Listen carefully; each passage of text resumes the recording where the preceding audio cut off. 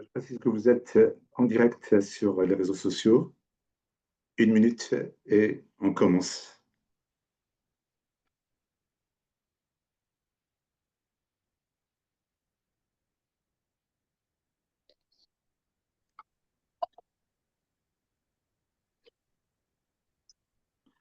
Si Jawad, l'Ikhwan, sur les réseaux sociaux, si vous pouvez éventuellement partager si vous voulez. السلام عليكم. Salam alaikum.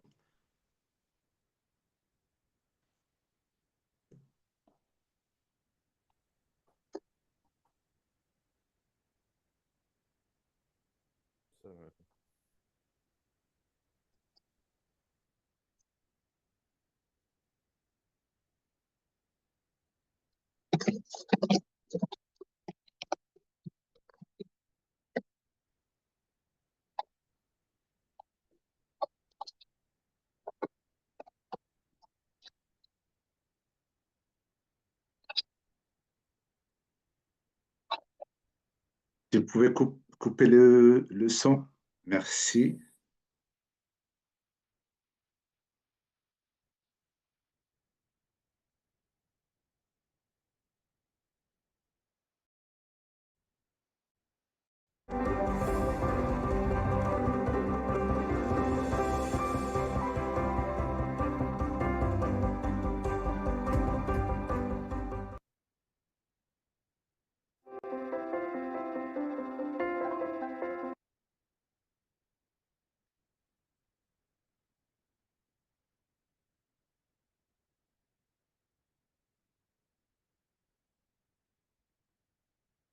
Bonsoir à tous. Saut Msmoua, c'est Majid. صوت مسموع. Merci beaucoup, c'est Majid. Merci beaucoup. Bien. Massa al-Khir, Massa al-Nour. Chers téléspectateurs, bienvenue sur la chaîne Maroc des deux rives à travers l'émission À vous la parole en direct pour ce deuxième temps fort de notre série de webinaires.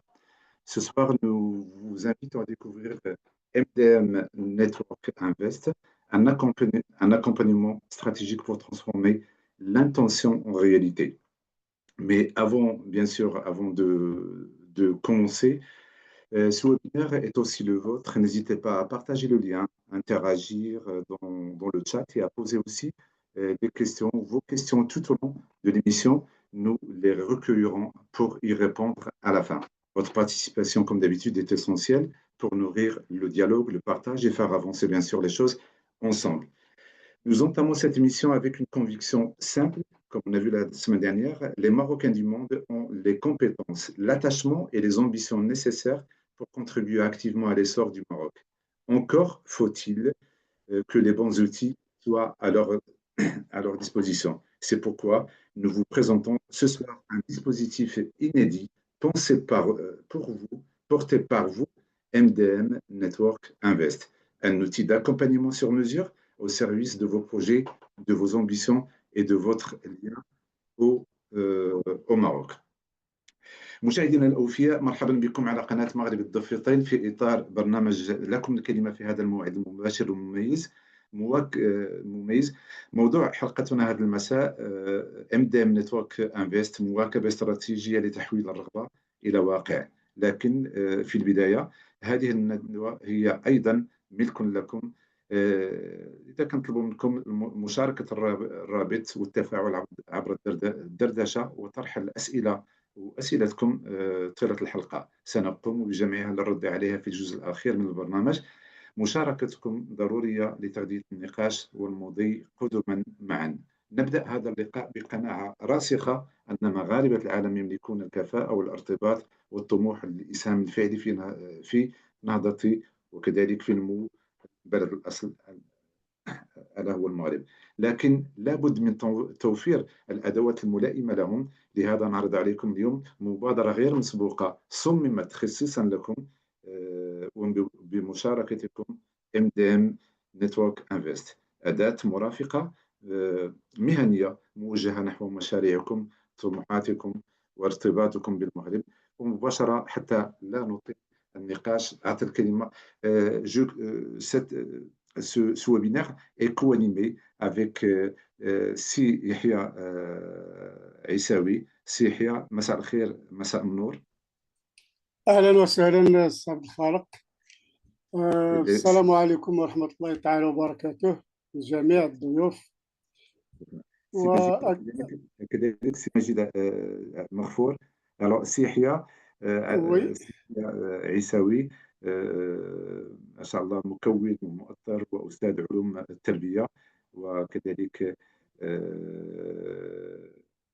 يعني مجموعة ديال المهام في مجال التكوين، بالخصوص مدراء المدارس. ومعنا كذلك السي عبد المجيد مغفور، أستاذ ما شاء الله اللغة العربية، أستاذ متقاعد. مساء الخير، مساء النور السي عبد المجيد مغفور.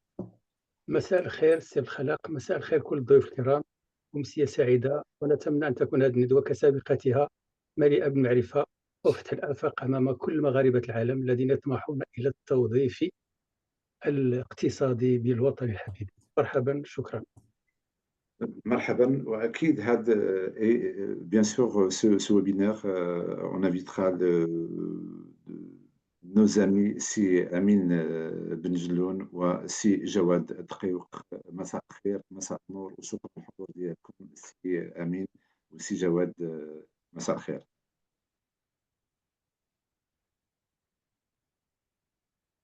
الصوت. شكرا على الاستضافة سي عبد الخالق. Bonsoir et bienvenue à toutes celles et ceux qui nous font l'honneur de nous suivre. سي جواد، شكرا سي امين ومرحبا بك. سي جواد مساء الخير، مساء النور، وشكرا على الحضور ديالك. مساء الخير سي عبد الخالق، مساء الخير للجميع الإخوان، مساء الخير لجميع المتابعين معنا في هذه الأمسية. أنا جد سعيد باش نحضر معكم هذا اللقاء الثاني منذ الأسبوع الماضي، لقاء مهم جدا وأتمنى أن يكون مفيدا وممتعا للجميع. وكذلك معنا جو ريميرسي infiniment Madame Sarah Alzahar. Merci d'avoir accepté l'invitation. Et aussi, Sarah, c'est un pur témoignage d'un projet d'investissement au Maroc. Et on aura tous le plaisir de l'écouter à travers cette expérience très, très riche. Merci d'avoir accepté. Bonsoir, Sarah. Bonsoir à tous. Merci Abdel Khalaq. Et c'est moi qui vous remercie pour cet honneur que vous me faites de pouvoir témoigner de ce beau projet que nous initions au Maroc. Merci. Et je me réjouis de ce webinaire tous ensemble. Merci. Merci à ceux qui nous écoutent aussi. Merci, c'est partagé. سيحيى إذا مباشرة لك الكلمة سيحيى. نعم، بسم الله الرحمن الرحيم. السلام عليكم ورحمة الله تعالى وبركاته.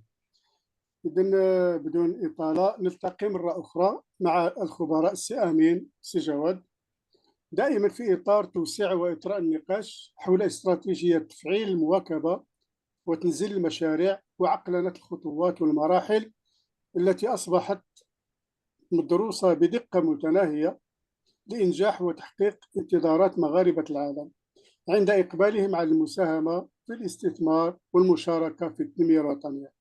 كل هذا من أجل تفادي الارتجال والضبابية وسوء التدبير الذي عمر طويلا بين مغاربة العالم أثناء إقبالهم على بناء مشروع ما في وطنهم الأم. هذه المبادرة التي تهدف إلى الارتقاء بمفهوم الاستثمار من الحلم والرغبة إلى الإنجاز أصبحت موضوع اهتمام ودراسة علمية واستراتيجية متكاملة الأركان والبناء مع أمهر الخبراء، أقصد هنا السي جواد والسي أمين. إذن هذا المحور يسلط الضوء على التحديات والفرص التي تم تناولها خلال الندوة الأولى، يعني الندوة السابقة، كما يعيد تركيز النقاش على انتظارات مغاربة العالم والصعوبات التي يواجهونها في مسارهم الاستثماري. إذن السؤال الأول موجه للسي جواد. أهلا وسهلا سي جواد. مساء الخير سي يحيى. لا بأس، راك مزيان؟ كل شيء الحمد لله. الحمد لله. إذن سي جواد، ما هي الخلاصات التي لفتت انتباهكم، وما هي أبرز الرافعات والتحديات التي يمكن أن تشجع مغاربة العالم على إطلاق مشاريعهم الاستثمارية. لكم الكلمة سي جواد. شكرا سي يحيى، شكرا جزيلا على هذه الدعوة. كما كتعرفوا بأن il est important de rappeler ici, puisque nous parlons de l'investissement aujourd'hui, l'investissement qui joue un rôle central dans la transformation structurelle de l'économie nationale. Ça, on le sait très bien. Et le rôle des Marocains du monde dans le paysage économique national est connu et souvent cité justement, à juste titre, parce que les Marocains contribuent efficacement à leur pays d'origine.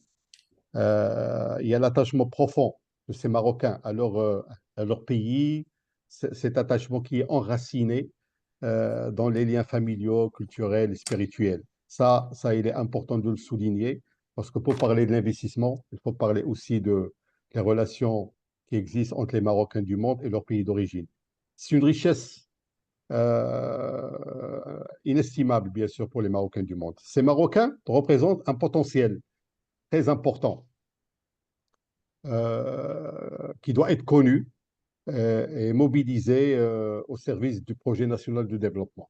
Les Marocains contribuent, mais c'est à nous également de les reconnaître, de les gratifier aussi à tout ce qu'ils font pour le pays d'origine. N'attend pas souvent mis en exergue la contribution économique significative des Marocains du monde. On peut voir les statistiques de l'année dernière avec 117 milliards de dirhams de transferts financiers. Ça représente quand même 7% de PIB national. C'est très significatif et très important. Donc les statistiques sont là pour montrer l'importance des Marocains du monde dans le paysage économique marocain. Cependant, la question principale qui revient d'une manière récurrente, c'est comment transformer, on l'a dit la semaine dernière, les transferts financiers sont là, mais comment on peut transformer cette manne financière pour le Maroc par le biais d'investissements productifs au Maroc. Et ça, le défi, je pense, qu'on doit poser, et puis créer davantage des conditions pour que ces investissements soient productifs et soient bancables. Concernant les leviers et les défis que vous avez posés, Sehia, en mesure d'encourager les MDM dans les projets d'investissement, je peux rappeler ici, je vais essayer de résumer en 3 minutes les 5 piliers ou 5 fondamentaux importants dans ces défis et en tant que levier. Le premier point, c'est la relation qui existe entre les Marocains du monde et leur pays d'origine. C'est-à-dire, il faudrait peut-être une nouvelle relation à construire avec ces investisseurs marocains à l'étranger. Beaucoup de Marocains à l'étranger veulent investir dans leur pays, dans leur région natale, et ça, c'est personnel. Ils veulent contribuer aussi à l'économie nationale dans des projets qui ont un impact évident dans l'économie nationale, mais ils ont besoin aussi de visibilité. Ils ont besoin également de confiance. Ils ont besoin aussi de soutien. C'est-à-dire passer, à mon avis, d'un soutien saisonnier, parce qu'on parle toujours de l'accompagnement pendant la saison d'été, le retour des Marocains pendant la saison d'été, la saison estivale, à une logique structurée, durable et participative. Et ça, c'est le défi majeur, je pense, à mon avis. C'est en reconnaissant pleinement les Marocains du monde comme acteurs économiques incontournables, à part entière, que nous pourrons bâtir ensemble une stratégie gagnant-gagnant entre le Maroc et les Marocains de l'étranger. Reconnaître leurs compétences, c'est très important. S'inspirer également de leur expérience. Ils ont acquis énormément d'expérience dans le pays d'origine, dans le pays de résidence. Les impliquer aussi dans l'élaboration de stratégies et politiques publiques nationales. Parce que quand on essaie de faire des études, des analyses et des politiques publiques, il est extrêmement important et essentiel d'associer avec nous les Marocains du monde dans cette vision générale du Maroc qui soit cohérente et coordonnée. En résumé, rétablir la confiance dans un premier temps. Deuxième point, le paysage institutionnel qui doit être coordonné, facilitateur et tournée vers l'investissement. La semaine dernière, dans le premier webinaire, on a longuement parlé du contexte institutionnel et de la gouvernance. On a répété ce mot souvent parce que je pense, c'est le pilier de toute réforme concernant les Marocains du monde. Il s'agit de repenser un paysage institutionnel en plaçant la coordination au centre du processus institutionnel et de la politique publique envers les Marocains du monde. Le Maroc a fait beaucoup de progrès, bien sûr, depuis des années au niveau institutionnel. On a assisté, bien sûr, à la création d'institutions publiques, le ministère chargé des Marocains résidant à l'étranger, le CCME, le Conseil consultatif, la Fondation Hassan II. Tout cet arsenal institutionnel a joué un rôle très positif pour l'accompagnement des Marocains à tous les niveaux. Et là, bien sûr, maintenant, on assiste à des mutations très profondes, structurantes dans les temps qui courent. C'est pour cette raison que nous sommes en train de mener maintenant une réflexion profonde sur ces restructurations et la réforme et l'organisation structurelle et de la gouvernance des affaires de la diaspora marocaine. Je citerai ici, bien sûr, le discours de Sa Majesté le Roi le 6 novembre dernier, qui était très significatif et très clair, qui a annoncé une restructuration institutionnelle importante visant à renforcer le rôle de la diaspora marocaine dans le développement du pays et en modernisant les institutions qui lui sont dédiées. Il y avait beaucoup d'institutions, mais actuellement, on a fait l'annonce à l'occasion de ce discours de la création d'une fondation Mahmadia des Marocains résidant à l'étranger qui va en fait être le bras opérationnel de toute la politique et la stratégie envers les Marocains résidant à l'étranger et aussi qu'il soit l'opérationnel des politiques publiques des MDM. Cette fondation sera chargée également de coordonner l'élaboration et la mise en œuvre de la stratégie nationale dédiée au MRE en centralisant les attributions. Actuellement, on constate une certaine dispersion entre plusieurs institutions. Et c'est ça la difficulté de la gestion et de la gouvernance de la migration, c'est la multiplicité des intervenants dans un paysage très complexe. Ce n'est pas seulement au Maroc, mais c'est le caractère général de la gestion et de la gouvernance de la migration dans le monde entier. Et le Maroc essaie de faire beaucoup d'efforts à ce niveau-là. Et maintenant, je pense qu'on est en phase de faire une réflexion très profonde à ce sujet-là pour placer les Marocains du monde dans le centre d'intérêt de la gouvernance et les politiques migratoires au Maroc. La réussite, bien sûr, de cette structuration dépend de la mise en œuvre concrète et la volonté politique d'en faire la priorité. Les Marocains ont toujours été la priorité des politiques publiques marocaines, mais maintenant, je pense qu'on passe à un autre stade, à un niveau de développement. Troisième point que je trouve très important à ce sujet-là, c'est les opportunités sectorielles et l'offre territoriale. On a déroulé plus en détail la semaine dernière ce volet-là à travers les secteurs prioritaires pour les Marocains pour qu'ils s'engagent dans l'investissement ici au Maroc, afin de maximiser l'impact de ces projets sur le développement national, mais également trouver les opportunités réelles qui s'offrent au niveau territorial. Et là, c'est le rôle des territoires de mettre en place des offres adéquates qui vont parfaitement avec les besoins des Marocains du monde. Une panoplie de programmes. Oui, je vais rapidement sur ça pour passer directement au quatrième point que je trouve très important, l'implication efficace du secteur privé et des acteurs non gouvernementaux. Parce qu'on n'en parle pas beaucoup dans la gestion de la gouvernance de la migration. Le secteur privé doit jouer un rôle extrêmement important à côté de l'État, qui complète finalement l'intervention étatique, mais aussi le secteur des banques, etc. Le cinquième point et le dernier, rapidement, c'est l'accompagnement, parce qu'on va dérouler plus dans le deuxième axe, la question de l'accompagnement, qui est important également pour avoir un processus structurel, institutionnel, efficace envers les Marocains du monde. Merci. شكرا سي جواد، شكرا على التوضيحات الدقيقة والإجرائية التي تعتبر بحق مدخل أساسي للانخراط في الاستثمار داخل الوطن. شكرا مرة أخرى سي جواد. إذا ننتقل إلى سي أمين. أهلا وسهلا سي أمين. سي أمين الصوت. سي أمين الصوت. أهلا وسهلا سي يحيى. إذا سي أمين، نتيجة لكل ما قيل سابقا والنقاشات التي تابعناها جميعا، هل تعتبر سي أمين أن المواكبة الشخصية ضرورية اليوم لإطلاق مشاريع قوية ومستدامة؟ لكم الكلمة باختصار سي أمين.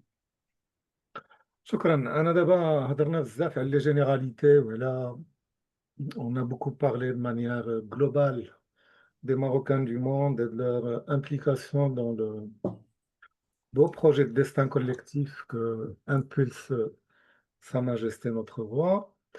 Moi, j'aimerais maintenant consacrer mon intervention au micro, c'est-à-dire à l'accompagnement personnalisé de chaque porteur de projet. Quand on analyse les démarches personnelles de nos Marocains du monde, on constate qu'il y a des investissements sectoriels différents.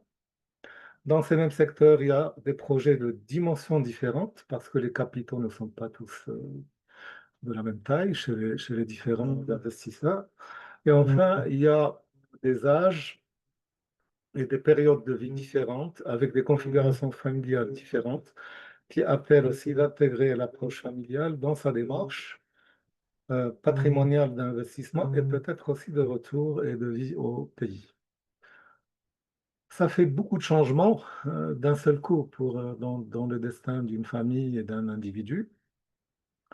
Et donc, ça appelle plusieurs dimensions à mon sens. D'abord, une dimension de sécurisation de ce processus, parce que c'est un risque que l'on prend quand on abandonne une vie au sein de laquelle on est bien établi et qu'on entreprend d'aller s'intégrer ailleurs dans un autre environnement, fût-il l'environnement d'origine, mais nous avons évoqué la dernière fois que justement les Marocains du monde, quand ils quittent la mère patrie, ils la quittent généralement à un âge relativement jeune, et puis ils évoluent dans le pays d'accueil, ils s'en approprient les règles, les codes, parfois les modes de gouvernance, parfois le mode opérationnel administratif. Et pendant ce temps également, le Maroc continue d'évoluer de son côté. Et donc, il y a un gap assez important qui se creuse avec le temps. Et donc, le temps d'épargner, de constituer un capital, il se passe que le Maroc a beaucoup évolué, qu'eux aussi de leur côté ont évolué. Et ils retrouvent le Maroc régulièrement, naturellement, avec des retrouvailles familiales, lors des vacances d'été, certains voyages, à certaines occasions. Mais ils n'y passent pas suffisamment de temps pour pouvoir s'imprégner des réalités transformées de leur pays d'origine. Et donc, de ce fait, cette dimension de sécurité est très importante parce que quand ils reviennent au Maroc, il faut qu'ils préservent ce capital qu'ils ont mis plusieurs années à épargner, à constituer, et qu'avant même de faire le pas d'investir et de le risquer, parce qu'entreprendre c'est risquer, il faut qu'ils s'assurent d'un minimum de garantie, voilà, et de précaution. La première, c'est de pouvoir élaborer une vision extrêmement claire de leur démarche, en mettant l'ensemble des compartiments en parallèle. Dans quel territoire je vais me rendre, qui est le plus approprié pour mon type d'investissement et mon secteur? Comment je vais dimensionner mon projet? Quelle stratégie correspond aujourd'hui à sa mise en développement et puis ensuite pour sa réussite une fois mis en exploitation? Et enfin, quel dimensionnement je vais adopter, avec quel phasage dans le temps, pour pouvoir lancer mon projet initialement, peut-être à travers un premier pilote, et ensuite, après un certain nombre de validations, le développer en taille, en volume plus avant. Et donc, l'accompagnement n'est pas que souhaitable, l'accompagnement me paraît indispensable parce que c'est la garantie justement d'une mise en sécurité de ce capital pour ne pas partir à l'aventure, d'une validation du business model du projet porteur de cet investissement.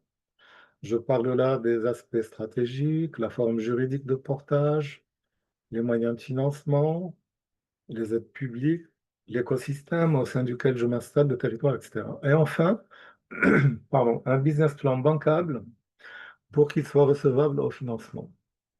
Et donc, cette première étape me paraît essentielle pour donc, le livrable, comme j'aime dire. Le livrable est ce document, c'est-à-dire cette feuille de route qui est le business plan et qui incarne le modèle, le timing de réalisation et aussi les moyens de subvention et de financement. Je voudrais dire à cet égard quelque chose de très important. C'est le coût de développement d'un investissement. Quand j'ai l'intention d'investir, ceci suppose, si je l'entreprends tout seul, de laisser mes activités dans le pays d'accueil et de partir au Maroc pour pouvoir commencer mes démarches. Et donc, ça suppose que j'abandonne un manque à gagner dans le pays où je vis, puisque je renonce à mon salaire ou à mes activités si je suis commerçant, etc. À ce manque à gagner s'ajoutent les frais de développement que je vais dépenser sur place. Et donc, si je n'ai pas établi une feuille de route précise avec des frais investis à engager qui sont mesurés, qui sont optimisés, je vais commencer à partir un peu à l'aveuglette et je vais multiplier les dépenses inutiles et puis risquer surtout de me tromper. Donc, faute de cet accompagnement, je vais me retrouver à la fin, après plusieurs va-et-vient au Maroc, avec une facture de frais de développement qui va entamer de manière extrêmement importante le capital que j'avais emmené avec moi. Et en fait, l'idée principale que je voudrais faire passer ici, c'est que se faire conseiller est un investissement, certes, mais en même temps, c'est une assurance que l'on se procure pour éviter des frais de développement beaucoup plus importants. Et enfin, cette enveloppe que l'on consacre à l'accompagnement, elle permet une meilleure rentabilité une fois qu'on a mis le projet en route, au-delà du fait qu'on a éliminé les risques et qu'on a écourté la période de développement, puisqu'on a profité d'un réseau qui est en place, on a profité de conseils, on a sécurisé les démarches. Et donc, au lieu de mettre 1 à 2 ans à développer un projet, on va mettre en 3 et 6 mois plutôt. Et donc, les frais de développement vont se retrouver beaucoup plus réduits. Et au lieu de manquer 1 année à 1 année et demie d'exploitation pour démarrer plus tôt, eh ben, on va commencer à rentrer de l'argent. Et donc, ce bénéfice que l'on engrange durant la période qu'on a gagnée représente aussi une compensation de l'enveloppe qu'on a consentie à l'accompagnement. Donc, en fait, quand on fait le calcul, on se rend compte que ça coûte moins cher en termes de dommages et en termes de manque à gagner dans le pays d'accueil et de manque à gagner que l'on ne perçoit pas faute d'avoir commencé assez tôt son projet en termes d'exploitation, ça coûte beaucoup moins cher de consentir un petit budget pour se faire accompagner. Voilà.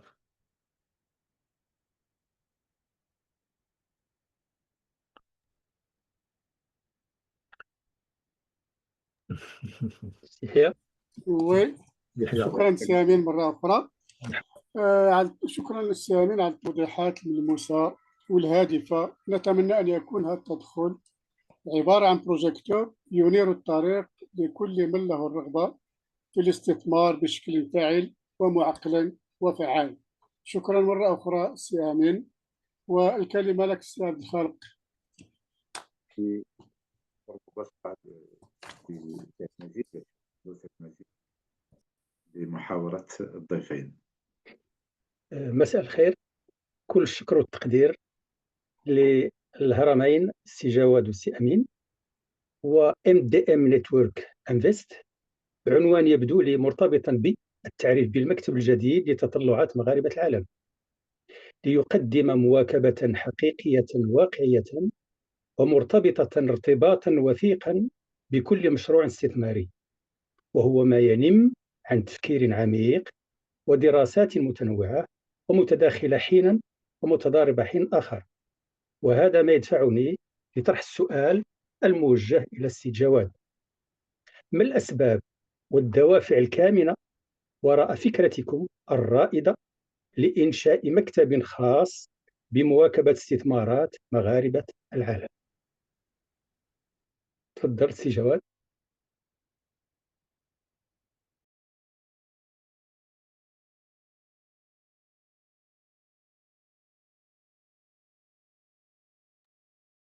سي جواد الصوت. Alors, si Jawad, peut-être il s'est ما عرفتش déconnecté. Ah, il est là, si Jawad. ما عرفتش تسمع السؤال ولا لا.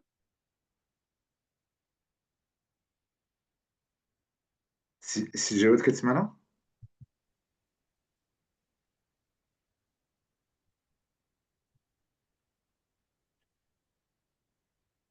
Si Jawad.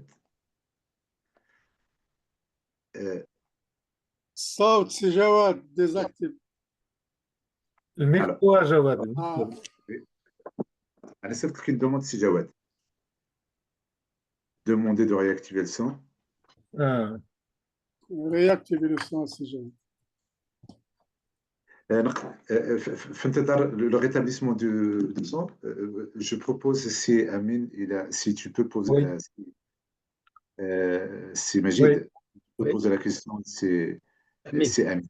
أيه. سي أمين، مرحبا مرة أخرى، أهلا وسهلا. شكرا. سؤالي هو التالي، لأن كان بإمكاني أن نضع مقدمة في ارتباط بما سيقول سي جواد، ونظرا للمشكل الواقع في التواصل أطرح السؤال مباشرة. هل بإمكانكم تعريف وإطلاع المتتبعين على المبادئ الأساسية التي تعتمدونها كقاطرة وركيزة لعملكم داخل هذا المكتب؟ Alors, si je peux traduire pour ceux, les non-arabisants, arabophones, on a si je peux traduire la question, si Amine Moucheloun, pouvez-vous nous présenter les grands principes qui structurent votre méthode d'accompagnement, en l'occurrence dans le prisme de MDM, Network Invest. C'est Amine. Très bien. Donc, le processus اللي كيعتمد عليه le cabinet MDM Network Invest est constitué de plusieurs phases. Au bout de chaque phase, on donne un livrable qui est prêt à être bonifié pour la phase suivante. La première chose, c'est que, comme je disais tout à l'heure, du fait de ce gap socioculturel et de mode de gouvernance qui est créé entre le Marocain du monde et la chère patrie, l'écosystème qui a entre-temps évolué au sein de la chère patrie, donc nous procédons à une translation dans l'écosystème culturel et législatif marocain de la représentation personnelle du projet du Marocain du monde.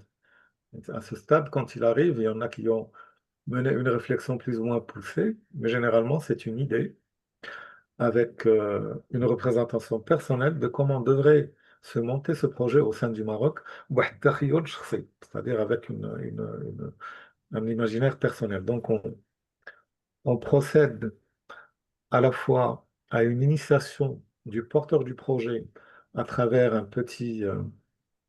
petit séminaire pour qu'il puisse s'approprier l'écosystème marocain, qu'il comprenne les bonnes pratiques désormais à adopter pour bien vivre la période de développement. Parce que je me permets d'insister sur ce point.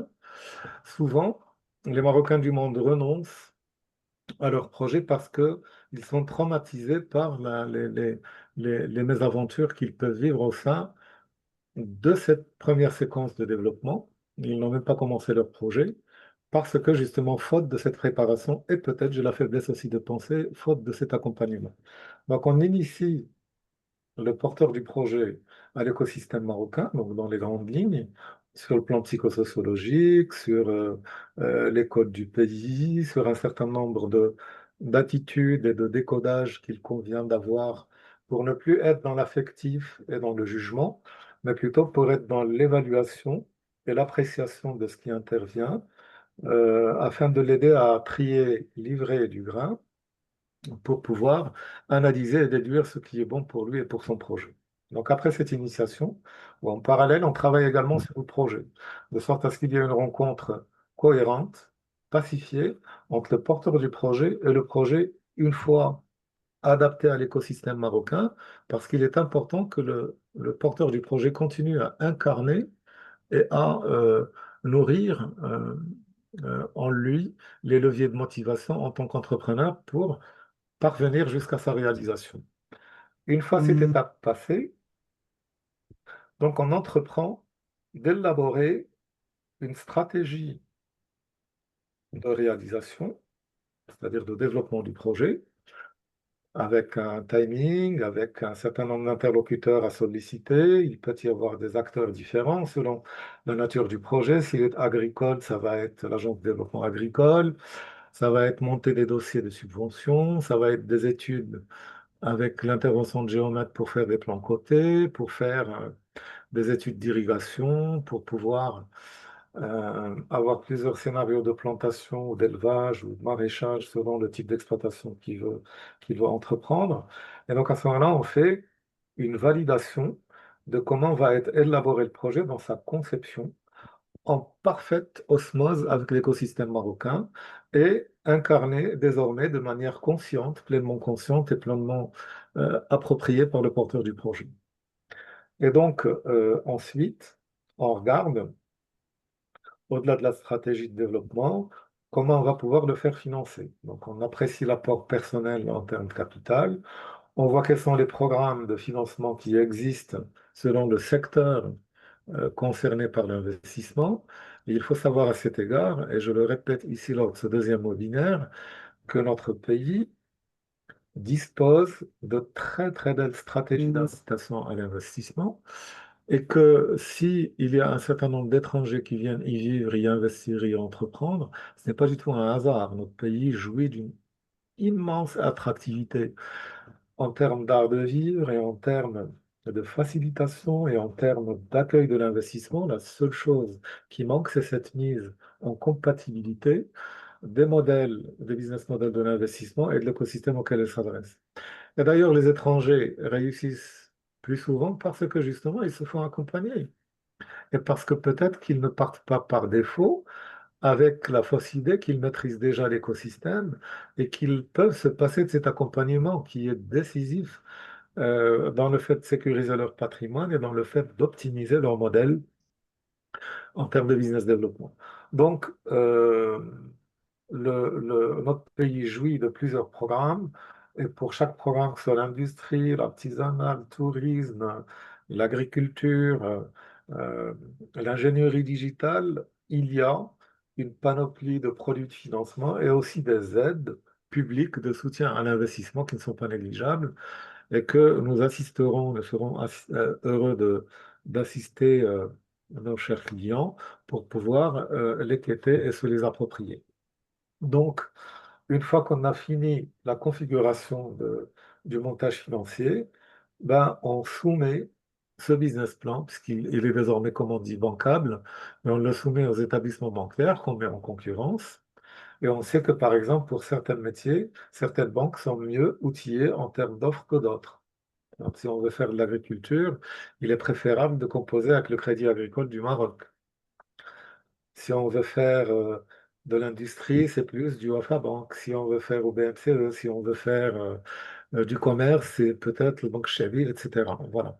Donc, en fait, nous travaillons avec les principaux établissements bancaires et le fait de travailler sur le modèle, de le rendre réaliste, de le rendre aussi beaucoup plus optimisé, plus efficace en termes de rentabilité, de performance économique et financière, eh bien, tout ça va concourir à rassurer le banquier pour pouvoir accepter de financer.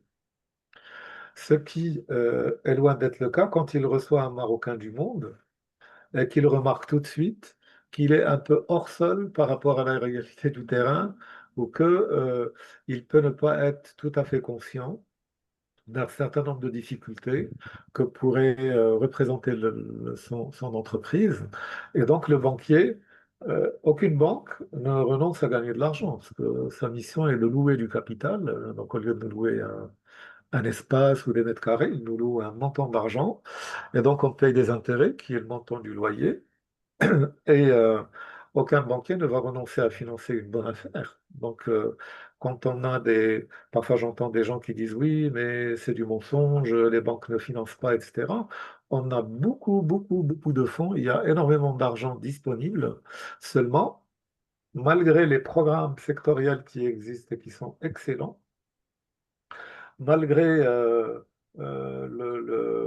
les aides publiques, malgré l'écosystème, malgré le pays qui est en pleine émergence, eh ben, parfois l'entrepreneur ne présente pas, hélas, toujours les garanties requises pour pouvoir rassurer les gens qui vont consentir de mettre plusieurs centaines de milliers ou parfois quelques millions de dirhams à ses côtés pour pouvoir financer son projet. Et donc, une fois qu'on a la validation du financement, on entreprend la réalisation. Donc, si par exemple c'est un projet immobilier, eh ben, on va construire et exécuter les plans.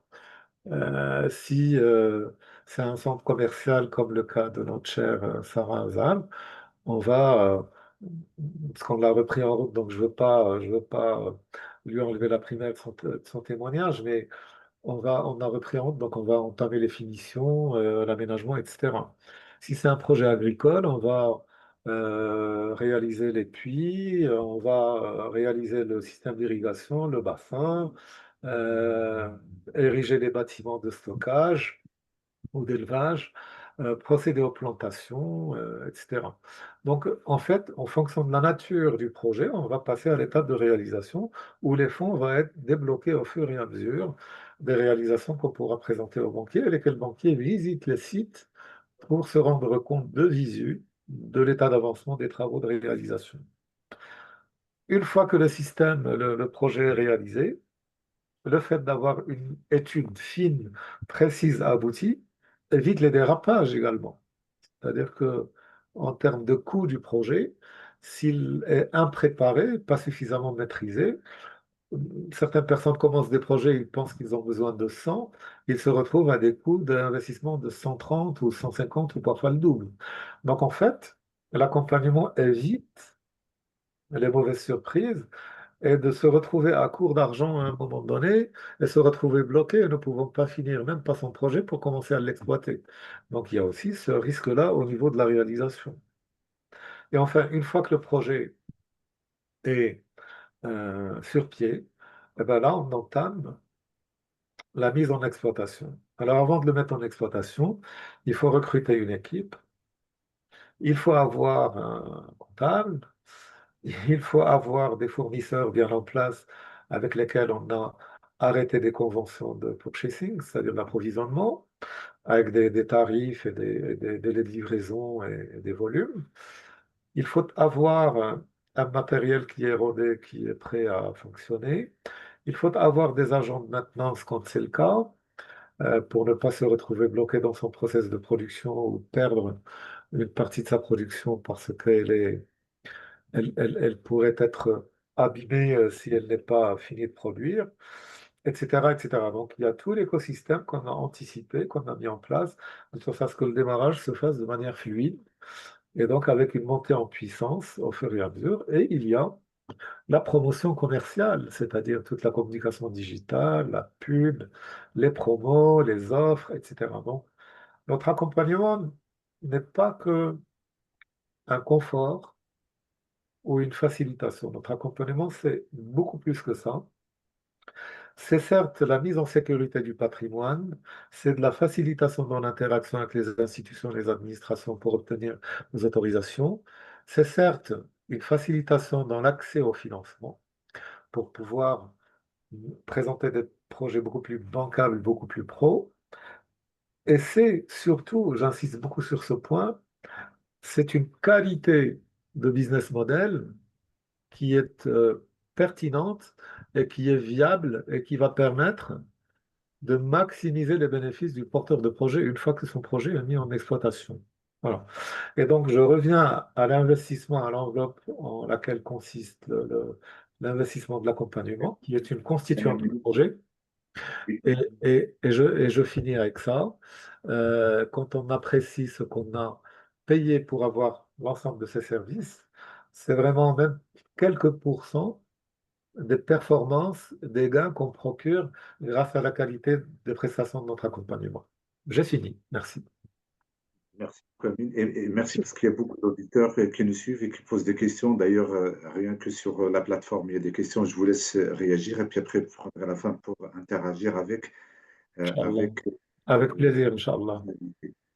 c'est شكرا c'est سي magnifique. أمين، شكرا جزيلا. Merci, بكل فرح. Merci. Si Jawad, est-ce qu'il a retrouvé la Oui, voix? oui, je pense que vous m'écoutez maintenant. C'est bon? وي سي جواد، سمعت السؤال نو نعاودو؟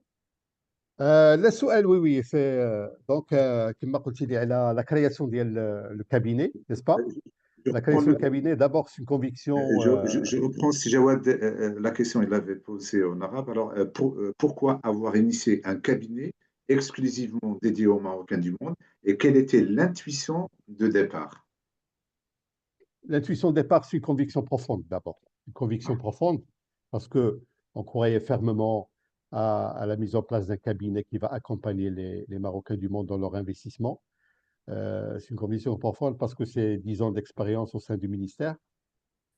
J'ai vécu plusieurs fois avec les Marocains partout dans le monde qui ont entamé des projets, qui ont eu des problèmes. Il y a d'autres qui ont entamé des projets qui ont eu des réussites très intéressantes. Donc, le fait de vivre tout ce mouvement pendant une dizaine d'années, ça m'a permis d'apprécier un peu euh, euh, la vie des MRE, que ce soit dans le pays d'origine ou le pays d'accueil, mais également de mesurer ce parcours des entrepreneurs investisseurs marocains du monde quand ils viennent au Maroc. Parce que il faut dire qu'il y a un retour prolongé, on l'a dit la semaine dernière, un retour très fort vers le Maroc de ses compétences à l'étranger. Ils ne viennent pas seulement pour un retour normal, mais ils viennent aussi pour apporter leur expertise, pour investir, pour trouver plus d'opportunités ici au Maroc. Donc, les Marocains sont intéressés par le Maroc. D'un autre côté, en parallèle, le Maroc offre beaucoup d'opportunités d'investissement. C'est un pays d'investissement par excellence. On a mis en place beaucoup d'outils d'accompagnement, beaucoup d'outils d'investissement, beaucoup de programmes au profit des investisseurs d'une manière générale. Mais c'est vrai qu'on n'a pas des outils spécifiquement pour les Marocains du monde, à part quelques programmes où les Marocains du monde peuvent aussi en bénéficier à l'instar des Marocains du pays. Mais ce que j'ai constaté moi, pendant mon expérience, c'est le gap qui existe maintenant entre la volonté de venir investir et de rentrer au Maroc éventuellement et tous les programmes qui s'offrent ici au Maroc. Donc, il n'y a pas un pont entre les deux. Donc, manque d'information un peu, problème aussi de communication, méconnaissance aussi du paysage institutionnel marocain et des offres qui existent ici au Maroc.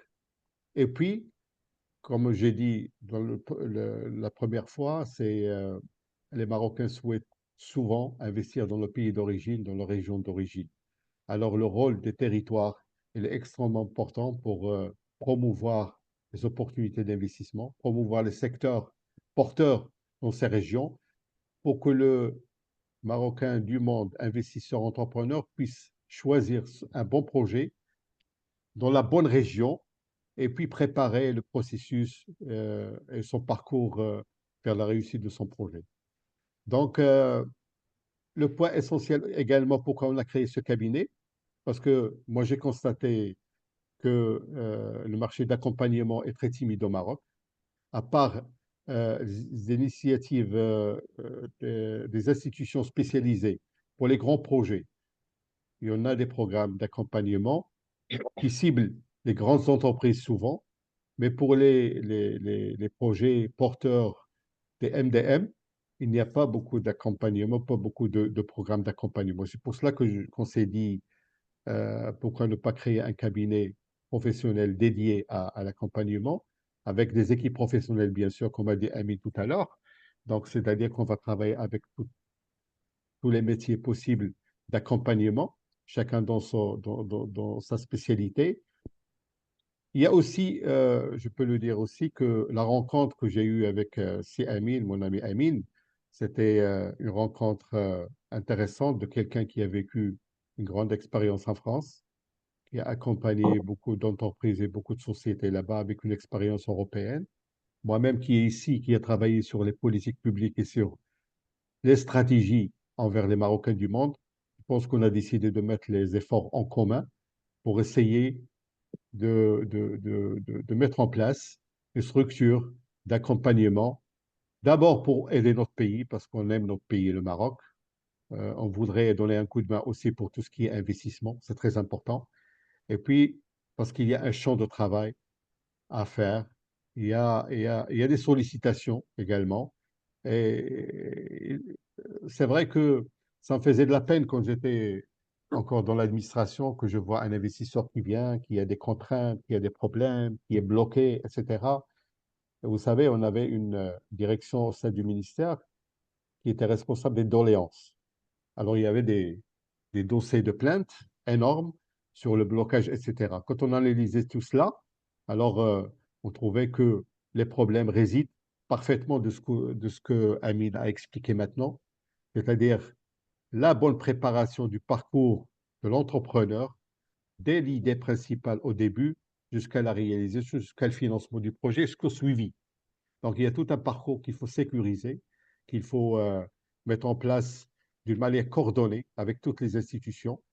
Et ça, c'est très important. Donc, finalement, on a commencé déjà quelques projets, initié quelques projets dans lesquels on a vu un peu les contraintes qui existent sur le terrain, mais aussi il y a des opportunités. On a dit tout à l'heure, il y a beaucoup de programmes, beaucoup de facilités, beaucoup d'outils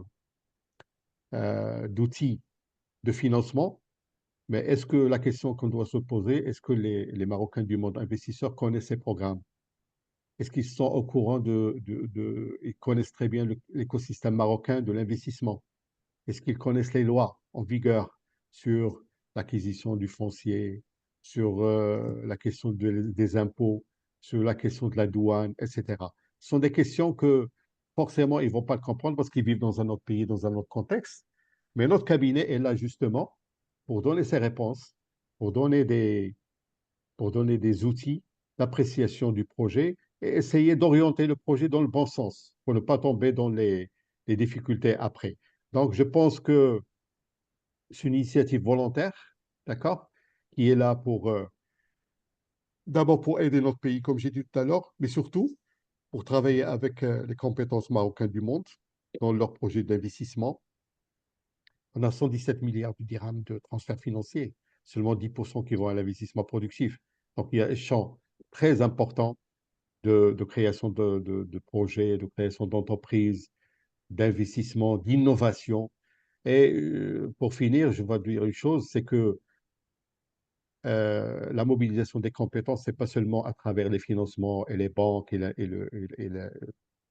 les trucs financiers, mais surtout aussi tout ce qui est l'apport de l'expérience, l'apport du savoir-faire des Marocains du monde qui peuvent apporter leur savoir-faire ici au Maroc. Et ça, c'est très important. Il faut que nos institutions s'en inspirent aussi pour essayer de mettre en place des outils de mobilisation de compétences à la hauteur des ambitions.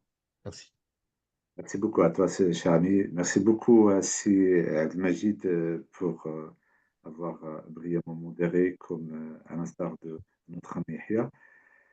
Ce deuxième panel, et je fais la transition, comme tu as dit, cher Jawad, là je comprends que Sa Majesté, que le Maroc a besoin de tous ses enfants. C'est vrai, on sollicite énormément les Marocains du monde à participer dans le développement du Maroc, ils le font. On les sollicite aussi à rayonner le Maroc dans le monde et aussi ils le font d'une manière innée et arbitraire. Donc cette diplomatie parallèle sur tous les secteurs, que ce soit entrepreneurial, éducation, médicale, artistique, etc. Là, ça fait rayonner le Maroc, mais autrement. Nous avons posé avec nos amis Jawad et Amin, nous avons posé le cadre, revisité les constats, d'ailleurs le diagnostic du premier webinaire et présenté le dispositif MDM Network Invest. Il est maintenant temps de donner la parole à l'expérience, au terrain et à la réalité vécue. Chère Rachida, qui est avec nous, je te remercie infiniment d'être présente parmi nous. Donc, tu parlais des cas concrets. Là, on a un cas aujourd'hui, on a le témoignage, un témoignage, celui de Madame Sarah Al-Zahar, issu d'un projet familial né d'un attachement profond à la commune de l'Ayoun Sidi Mellouk. Je le dis en arabe, l'Ayoun Sidi Mellouk, à ne pas confondre avec l'Ayoun du Sahara. L'Ayoun Sidi Mellouk, dans la région de l'Oriental, puis reconfiguré avec méthode et vision grâce à un accompagnement stratégique intégral. Rebonsoir Sarah, et merci encore une fois d'avoir accepté l'invitation et partagé avec nous cette expérience familiale. Donc Sarah, j'ai deux questions à explorer avec vous. Tout d'abord, quelle était l'intention de votre père lorsqu'il a décidé d'investir à Younsi Demdouk? Était-ce un rêve personnel, comme tous d'ailleurs les Marocains du monde, notamment de la première génération, une responsabilité ou une manière de transmettre quelque chose? Sarah. Et la deuxième question, je vous laisse rebondir sur cette première question, puis après, je poserai la deuxième. Très bien, merci. Merci encore pour cet honneur que vous me faites. Alors, je crois que je suis un petit peu dans la pénombre, donc j'allume la lumière. Et d'ailleurs, si je devais résumer en quelques mots l'accompagnement d'MDM Network Invest, ce serait un peu ça, en fait. Ils ont mis la lumière, voilà, par la grâce divine, si je peux me permettre cette petite référence. Alors, pour répondre à votre question, je dirais que c'est un petit peu les trois, c'est-à-dire que c'était un petit peu, même beaucoup, les trois. L'intention de mon père était à la fois un rêve, c'était celui donc un rêve personnel, hein, de pouvoir retourner au Maroc, dans sa ville natale, avec laquelle il a un attachement tout particulier. Pouvoir aussi, un sens aussi des responsabilités, comme vous l'avez mentionné, celui de se dire, OK, je suis venue en France, j'ai pu constituer un capital, j'ai pu aussi acquérir une certaine expérience et je me dois quelque part de pouvoir d'investir en fait et de permettre à mon pays, notamment à ma ville natale, qui est d'ailleurs un petit peu sous-développée, de lui donner cette impulsion-là. Donc il y avait à la fois un rêve personnel de pouvoir retourner au Maroc et en même temps quelque chose de plus collectif aussi, pour permettre le développement du pays et de cette région en particulier qui en a besoin.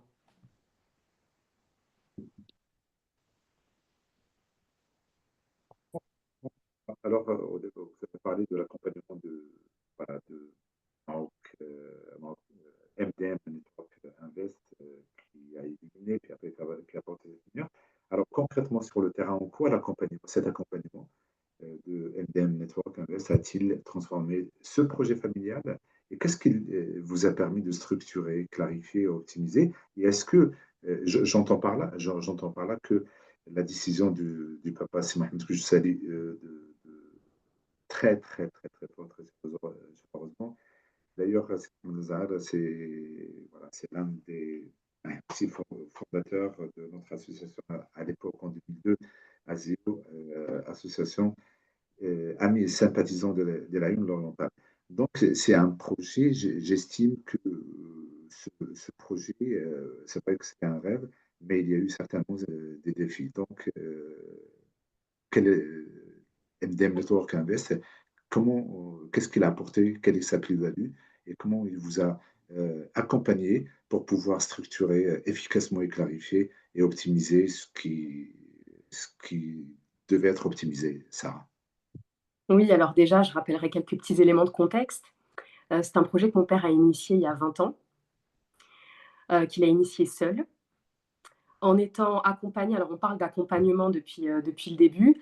Je pense, en tout cas, de l'expérience personnelle que j'en ai à travers celle de mon père, que quand on va au Maroc, on peut se faire accompagner, mais on va tout de suite aller se faire accompagner par des membres de la famille ou des amis, des personnes que l'on connaît, qui nous sont proches. On va tout de suite plutôt vers l'affect, alors que c'est pas parce qu'on est un Marocain né au Maroc qu'on est un businessman aguerri et qu'on sait comment est-ce qu'on doit monter une entreprise. Donc, on n'est pas forcément très bien accompagné. Et alors, comme on dit, mieux vaut être seul que mal accompagné, mais dans ce cas précis, mieux vaut être bien accompagné que seul. Et donc, c'est un projet qui a mis 20 ans, en fait, à se mettre en place du fait de tous les défis, les blocages qu'il y a pu avoir, parce que justement, il n'y a pas eu d'accompagnement en amont.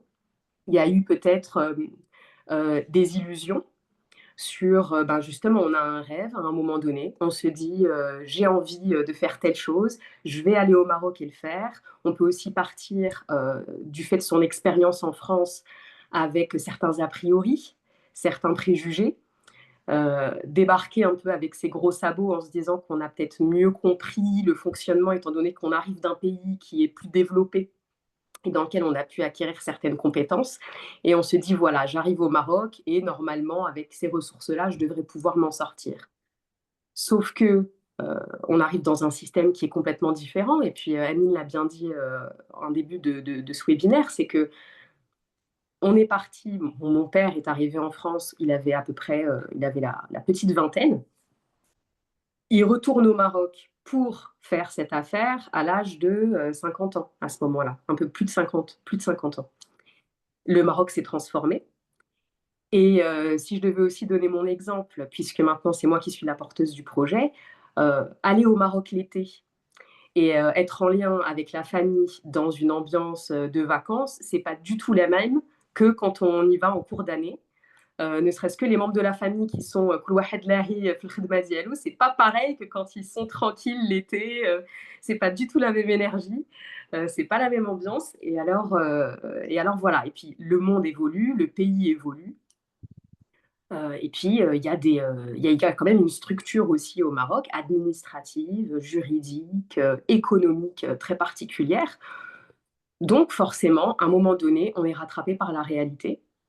On a un rêve au départ, mais là, il y a la réalité du terrain aussi, avec tout ce que ça implique de difficultés. Et je pense que ça appartient au monde du business de manière générale, au monde des affaires. On est bien loin des pubs YouTube, de voilà, vous pouvez lancer votre business très rapidement et vous faire de l'argent très rapidement. Je pense que ça, c'est une belle illusion. Il faut accrocher sa ceinture, il faut prendre en maturité. Et alors, d'autant plus quand on va dans un pays qu'on croit connaître, ou alors je dirais qu'on connaît en partie, dont on connaît certains aspects, et peut-être les plus agréables en fait. Voilà, l'aspect loisir.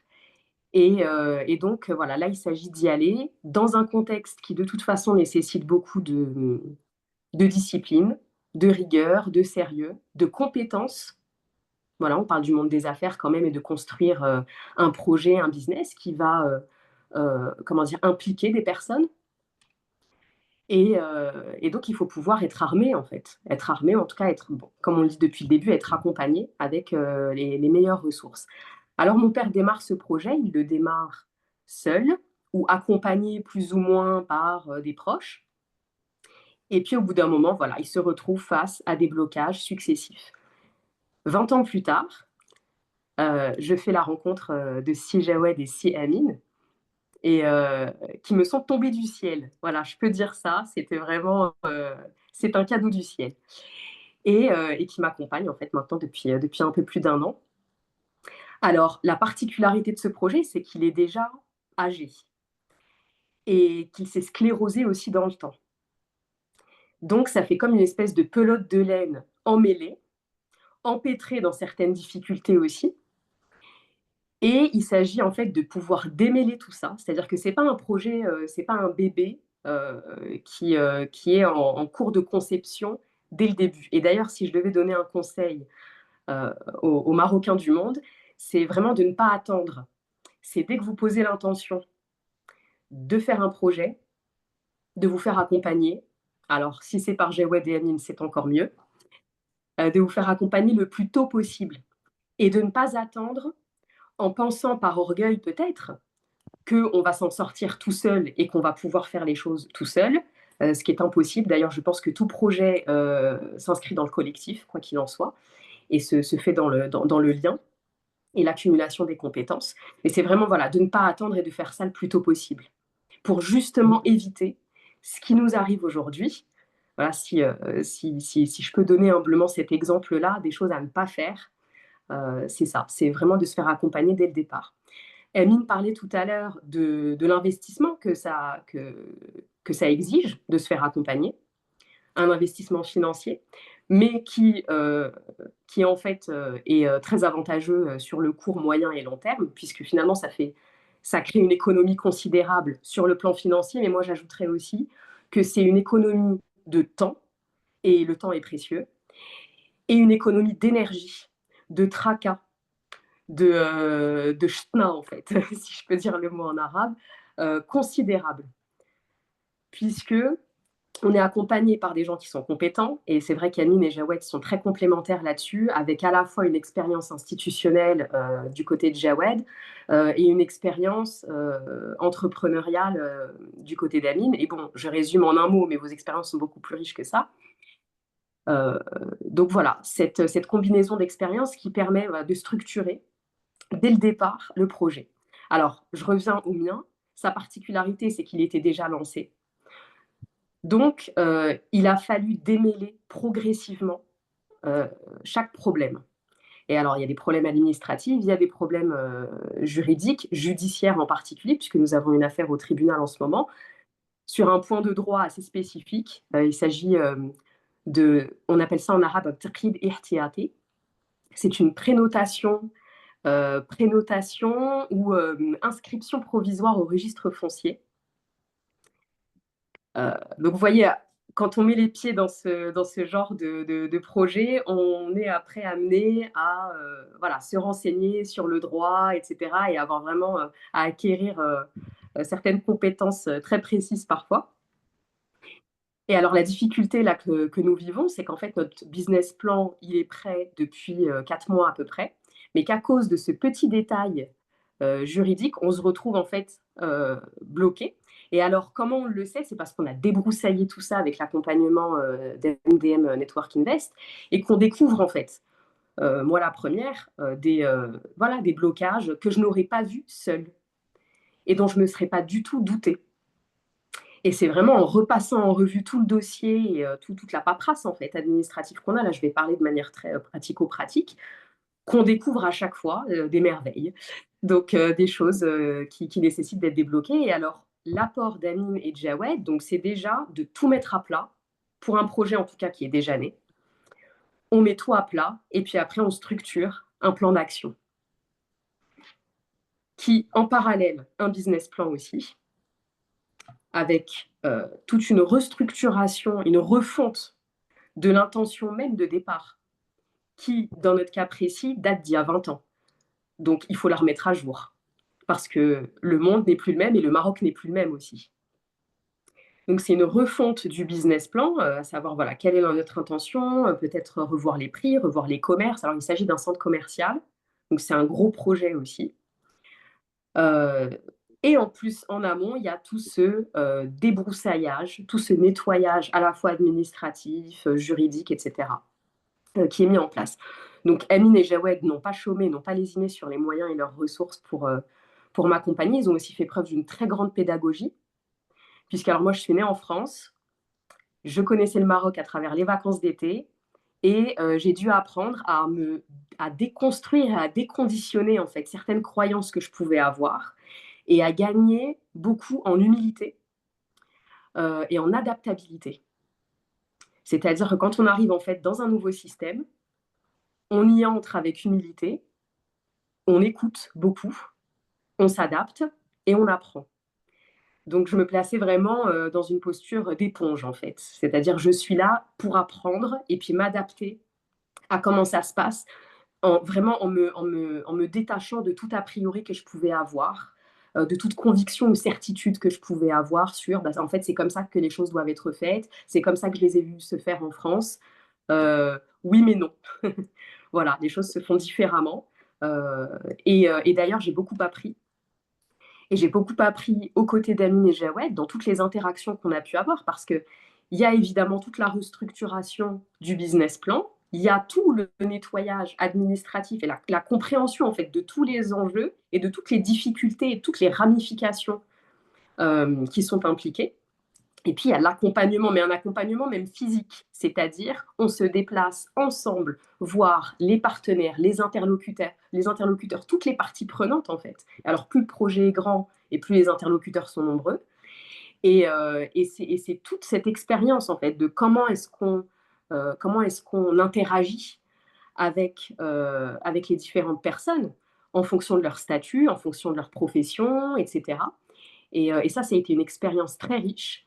L'accompagnement d'Amine et Jawed, et si je devais le résumer en 3 mots, ça serait structure, bienveillance, et j'ajouterais avec pédagogie et efficacité. Voilà, donc ça fait 4 mots. Bon, en vrai, je pourrais en dire beaucoup plus. Mais voilà, j'espère avoir répondu à votre question. N'hésitez pas à m'ajouter des précisions si vous le souhaitez. C'est tellement riche. On avait prévu que 5 minutes, mais c'est parti, c'est tellement riche. Je vois des Amine, alors je peux quand même avoir votre retour. J'ai entendu pas mal de choses. Oui, bravo Sarah, vous avez complètement raison. Nous faisons toujours appel à nos proches, etc. Et voilà, exactement. Ça, c'est. Je vous invite aussi à lire ce qui se passe sur le chat.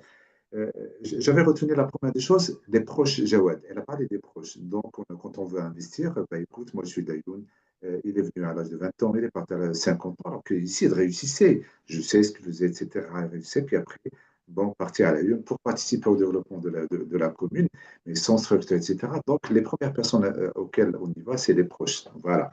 Elle a parlé de l'adaptabilité. Puis après, elle a parlé d'une chose très, très importante.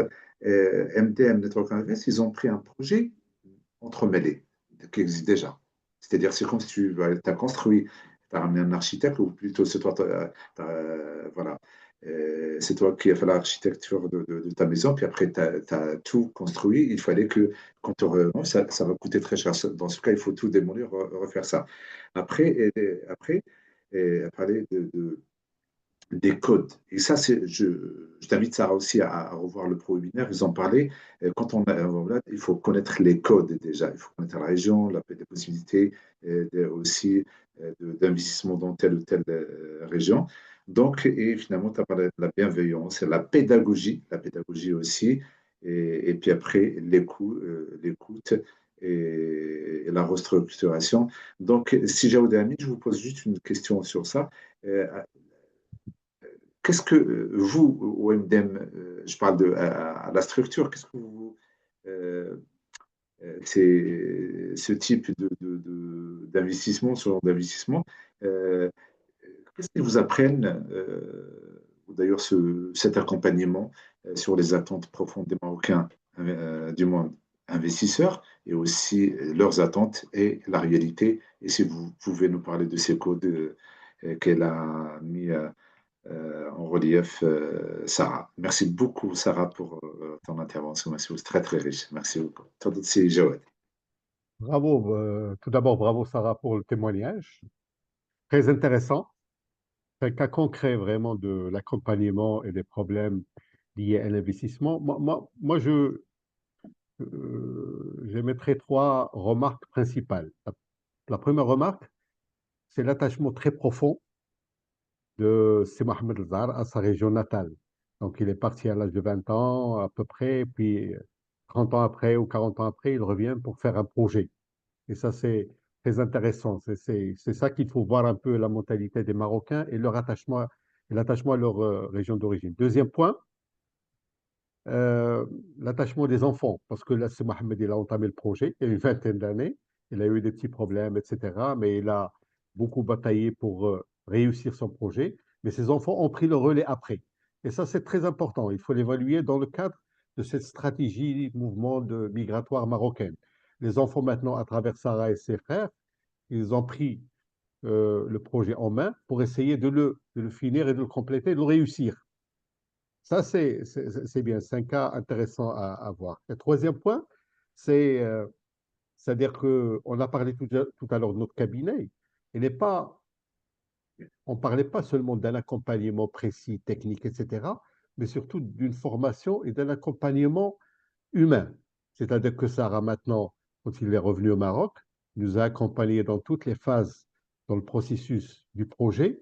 On est parti ensemble chez des administrations, donc il a compris un peu les rouages de l'investissement ici au Maroc. On a vu des institutions, on a vu des responsables, etc.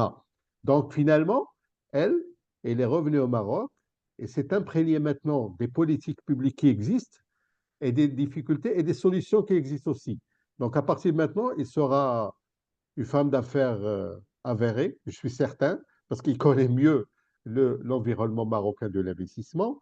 Et ça, il faut le reconnaître aussi. Parce que l'accompagnement, comme j'ai dit, c'est pas seulement accompagner aujourd'hui et demain tu pars, mais surtout c'est un processus continu dans le temps et la pérennisation aussi du processus. Ça, c'est bien. Mais Sarah a bien expliqué que c'est un projet complexe dès le départ parce qu'il a démarré il y a une vingtaine d'années. Il a eu des goûts d'étranglement au fur et à mesure, donc les blocages. Et puis nous, on est rentré sur un projet déjà qui est bloqué avec beaucoup de problèmes au niveau administratif, au niveau juridique, etc., etc. Mais alhamdoulilah, grâce à notre collaboration et aussi à la bonne collaboration avec les porteurs de projets, donc une bonne communication qui nous a permis de trouver des solutions à tous ces problèmes.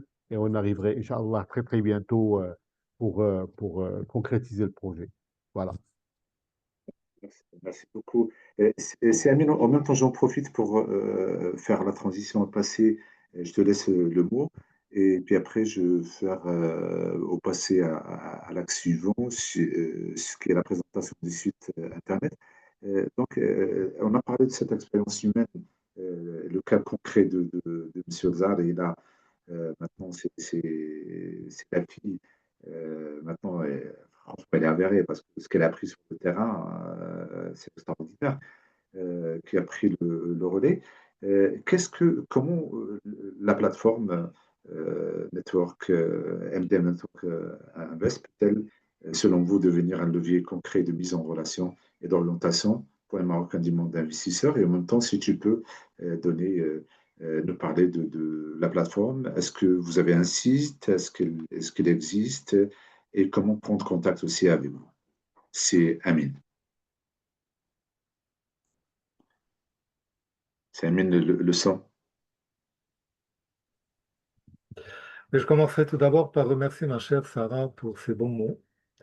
J'ai été très touché par ton propos et te féliciter également pour la clarté de ta description. Effectivement, ce projet aujourd'hui, je reviens un petit instant sur le projet lui-même.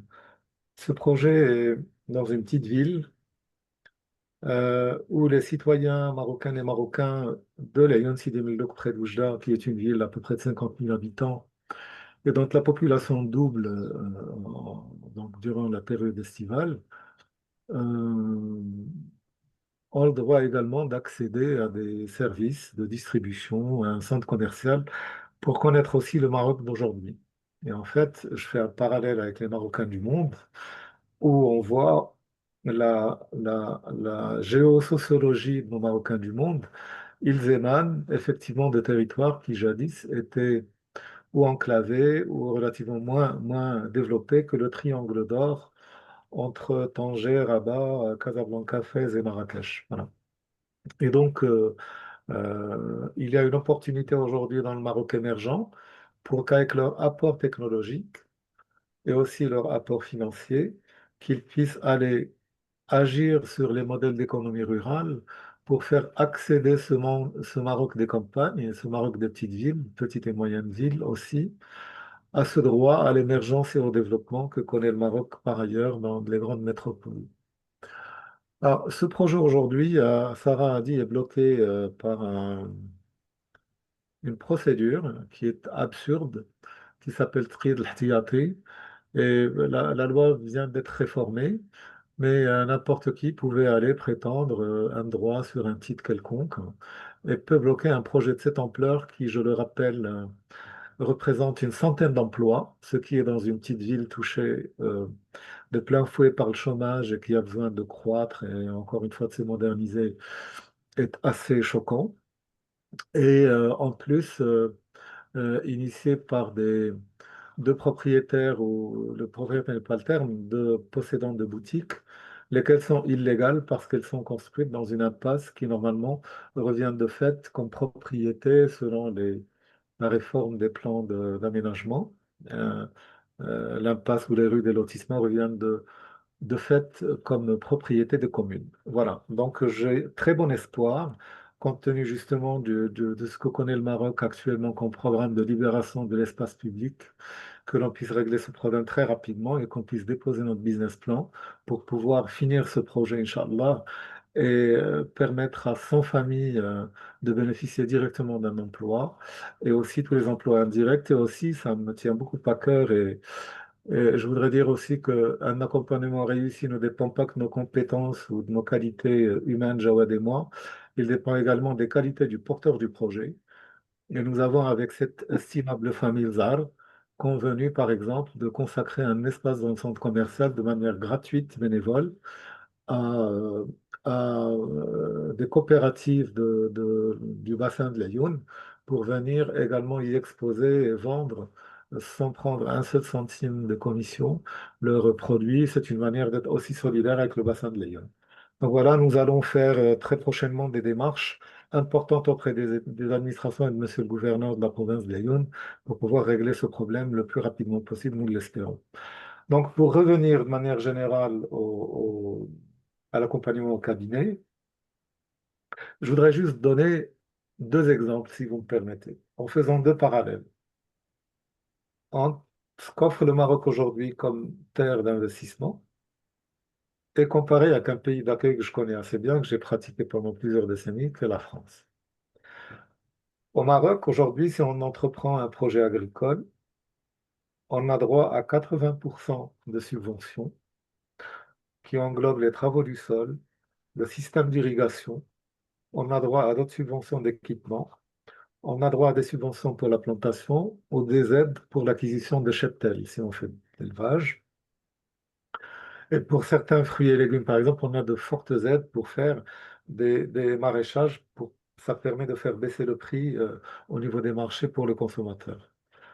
Si je fais un parallèle, et on ne paye aucun centime d'impôt une fois qu'on a cultivé et commercialisé sa production, voire exporté parfois sa production, après certification, etc.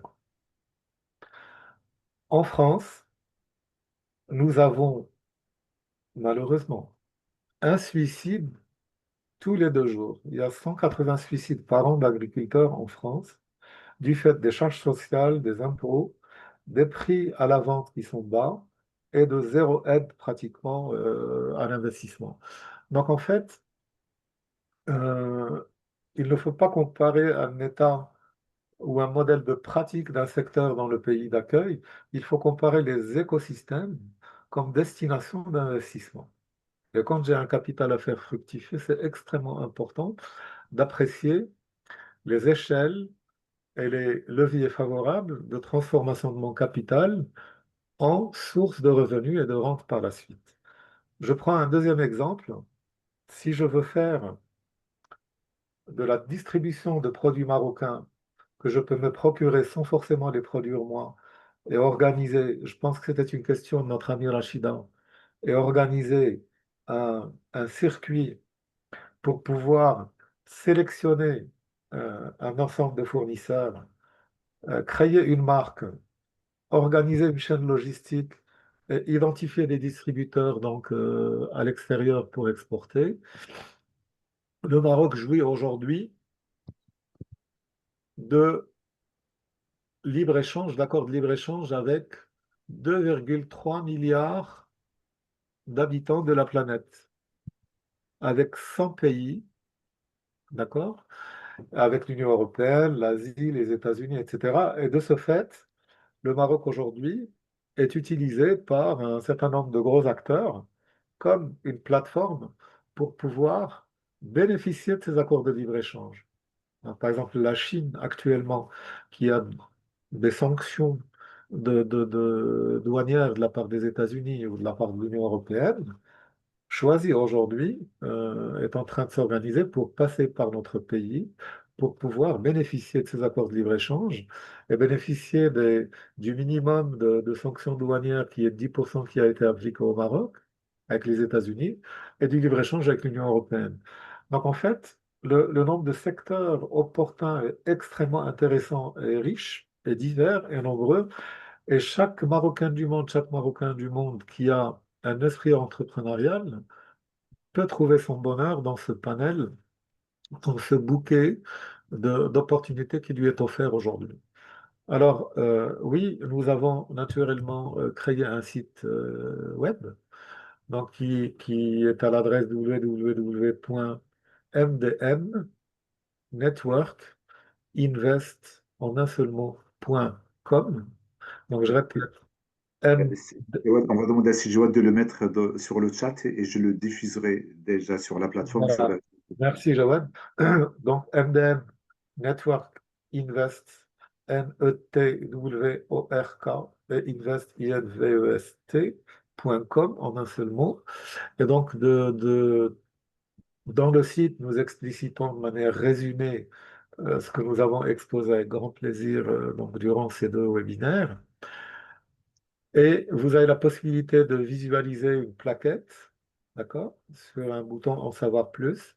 Vous avez également euh, la possibilité de nous contacter pour nous laisser vos coordonnées et quelques renseignements très simples. Et nous nous ferons un plaisir, Jawad et moi, de vous recontacter pour avoir une première appréciation. On a baptisé ça comme une première consultation gratuite, une première appréciation de vos intentions, de votre projet, de votre idée, etc., pour pouvoir déjà faire un minimum de qualification et pouvoir l'apprécier, pour faire un arbitrage, de dire ça a besoin d'être mûri, d'être plus réfléchi, plus construit, et d'apprécier avec vous là où vous en êtes de votre démarche. Voilà, nous nous ferons un plaisir encore une fois de vous contacter.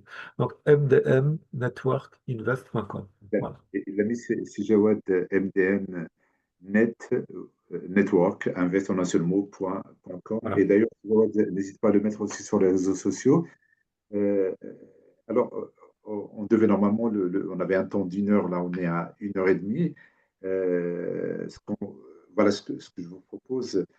C'est vrai, il y a des questions. Je remercie d'ailleurs du Canada notre ami Fouzé Mtouli. Je ne sais pas à quelle heure il est chez vous, mais merci beaucoup pour ta présence et aussi pour Salut. vos commentaires. On va donner la parole à Simagid. Simagid, c'est possible de nous faire une synthèse concise, un petit abstract. Et puis après, je vous donner, donner la parole. Oui, si tu me permets, Samtral, juste une petite précision. J'aimerais évoquer l'aspect des aides publiques importantes qui sont présentées aux Marocains du monde investisseurs. Il y a une subvention de 10% environ de Tamwilcom et il y a aussi par secteur des aides qui peuvent être relativement importantes parce que la charte de l'investissement vient d'être refaite. Et donc, nous assurons naturellement aussi le montage des dossiers et l'interaction avec ces institutions pour pouvoir aller quêter ces aides et pouvoir se les approprier au profit de l'investisseur.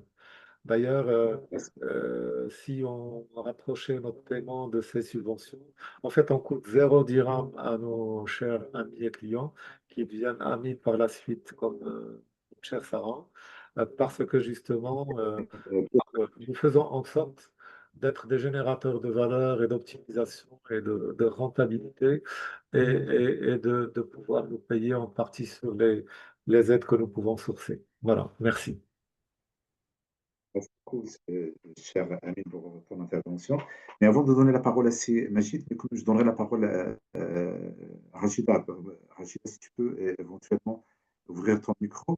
C'est vrai, tes questions, elles sont pertinentes. C'est vrai, ça demande beaucoup, beaucoup de temps aussi pour répondre. J'espère quand même c'est Amine, et si j'ai notamment c'est Amine, il a fait un tour sur, on va dire, la globalité de tes questions. Mais l'idée de ces 2 webinaires, c'est aussi ouvrir le débat vers les débats avec bien sûr les téléspectateurs et voilà préparer d'autres webinaires concis bien sûr avec toutes vos propositions sur des domaines.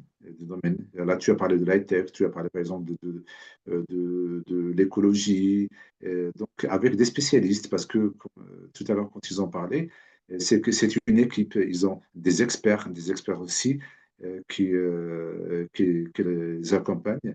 et avec grand plaisir de vous recevoir et te recevoir aussi, chère Rachida, parmi nos intervenants. Donc, elle dit, et il a bien répondu, merci Rachida. Et si Majid, تفضل. مساء الخير. الندوة تعتبر ركيزة أساسية في التنمية الاقتصادية، وهي استضافت إطارين مغربيين اعتمد على تجربة حية من مدينتنا العيوب الشرقية. هذه المداخلات، لكي لا أطيل على المتابعين، هذه المداخلات سأكون ملخصا جدا. هذه المداخلات جعلتني أقول على أنها فتحت الأبواب والنوافذ في وجه كل مغاربة العالم، وعبدت الطرق بسهولة لكي يقبلوا على استثمارات دقيقة علمية من خلال المصاحبة التي سيوفرها هؤلاء. لماذا؟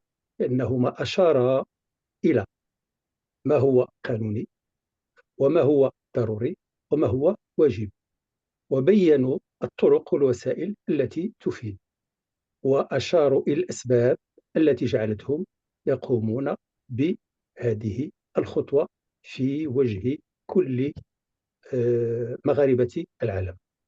بطبيعة الحال السيدة سارة الزهر عندما تدخلت أوحت لي بالحكمة القائلة: اعقلها وتوكل على الله. إذن بما أن هناك إطارين بتجربة عالية وممارسة يومية، لا يجب على كل مواطن مغربي أراد أن يرفع من قيمة الوطن أن يعود إليهما ليستفيد من تجربتهما، وقد بسطاها أمامنا بكل جرأة وبكل تواضع وبكل علمية دقيقة. شكرا لهما، وشكرا للسي عبد الخالق الذي فتح هذا الباب، وشكرا للزهر سارة، السيدة الزهر زهرة، التي أعطت وقبلت أن تعطي هذا النموذج ليكون نافذة أخرى على كل المشاريع التي ستنبت في هذا الوطن الذي هو في حاجة إليها. أشكر الجميع وأعتذر إن كنت قد أطلت. مجيد، شكرا للحكيم حكماء هذه القناة وهذا البرنامج. لكم الكلمة. غادي نعطي واحد 30 ثانية للحضور. بيان سور غادي نبداو الأخت سارة لا باغول، وسي يحيى، وسي جواد، وسي أمين، ونختموا اللقاء إن شاء الله. تفضلي سارة. Eh bien oui, merci سارة، beaucoup. تكلمت معكم العربية، j'ai fait exprès. Oui. Oui, eh bien pour conclure, oui, je tiens à vous remercier. J'encourage vraiment les Marocains du monde à investir au Maroc, à être accompagnés dès le début, à s'armer de patience aussi, de courage, et puis surtout à garder le sourire pour conserver en fait cette joie et cet enthousiasme dans le travail. Et c'est ça aussi qui permet encore une fois d'ouvrir les portes.